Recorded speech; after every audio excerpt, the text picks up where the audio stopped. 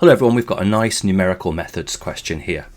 So it says the curve with the equation y is equal to f of x, where f of x is equal to x squared plus ln of 2x squared minus 4x add 5, has a single turning point where x is equal to alpha. Show that alpha is a solution to that equation. Now, if we've got a turning point, what that means is at that turning point, f dashed of x is going to equal 0. So f dashed of alpha will equal 0. So what our approach is going to be here in part A is we're going to differentiate f of x, and then we're going to set it equal to 0, and just hopefully it can rearrange into that expression that's given there. So let's get started then. So our f of x is equal to x squared plus ln of 2x squared minus 4x plus 5. We're going to differentiate this, so our f dashed of x is therefore going to equal 2x. Now when you differentiate ln, it goes to 1 over something, so it's going to go to 1 over 2x squared minus 4x plus 5. But using the chain rule, we've got to remember to multiply that by the derivative of the inner function. So the inner function is this in the brackets, and that's going to differentiate into 4x minus 4. So that whole thing is going to be multiplied by 4x minus 4. And because it's a turning point, this whole thing is going to equal 0, like that. So now we've got to just try and rearrange this whole thing and see if we can't get it to equal the expression that we're after in the question. So I'm going to multiply every single term by that denominator there. And when I do that, I'm going to get 2x multiplied by 2x squared minus 4x plus 5. And it's going to be plus 4x minus 4 is going to equal 0. Okay, so now we just expand the bracket. So that gives us 4x cubed minus 8x squared plus 10x plus 10x plus 4x minus 4 equals 0. And then collecting like terms, that's going to go to 4x cubed, and then it's going to go to minus 8x squared, and it's going to go to plus 14x minus 4, and we can divide all of that by 2 to give us 2x cubed minus 4x squared plus 7x minus 2 is equal to 0, which is great because that's exactly what we were after. Okay, perfect. Now let's see what's next. So it says the iterative formula xn add 1 is equal to 1 over 7 times by 2 add 4 xn squared minus 2 times xn cubed is used to find an approximate value for alpha, starting with x1 is equal to 0.3.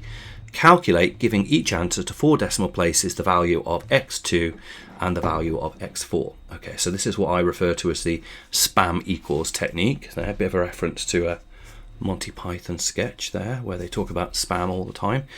Okay, now let's have a look. So how do we do it? So what we do is we put in 0.3 into the calculator and we press equals. So we've now programmed in 0.3 into our calculator. Okay, so I'm now going to put the rest of that expression in there. So I'm now going to put the fraction button. Notice that I didn't press cancel or anything like that. I just carried on. Okay, so I'm going to put times. I don't want anything to go wrong with this. And I'm now going to put in 2 plus, and it's going to be 4 times answer squared. Okay, so 1/7 times by 2 plus 4 times answer squared minus 2 times answer to the power of 3. Okay, and then I can close that bracket now, like so.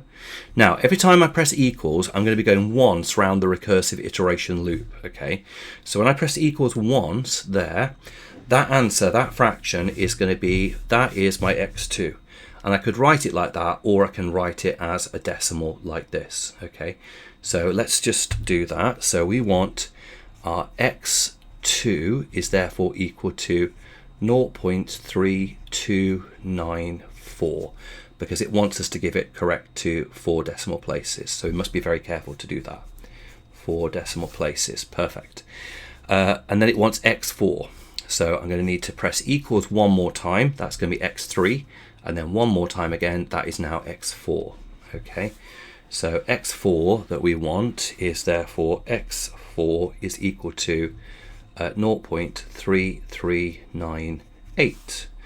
And that is our x4 correct to 4 decimal places. Excellent. Now it says using a suitable interval, quote unquote, and a suitable function that should be stated, show that alpha is equal to 0.341 correct to 3 decimal places. Okay, so what we're looking for is we're looking for in our function that there should be a change of sign. Okay, and the function that we're going to be using is this function up here that we got when we differentiated it. So we could say, so we need to define our function first of all. So let's say, let's just call it h of x. Let h of x equal 2x cubed minus 4x squared plus 7x minus 2. Now the reason we've done this is because remember at a turning point this h of x is going to equal 0. Okay, so we need to basically find out a suitable interval in which it's going to be changing sign. Now they've told us that alpha is in fact 0.341 correct to 3 decimal places. So what we need to do is we need to work out h of, we need to think about the upper bound and the lower bound. So we need to work out h of 0.3405. Okay, that's our lower bound.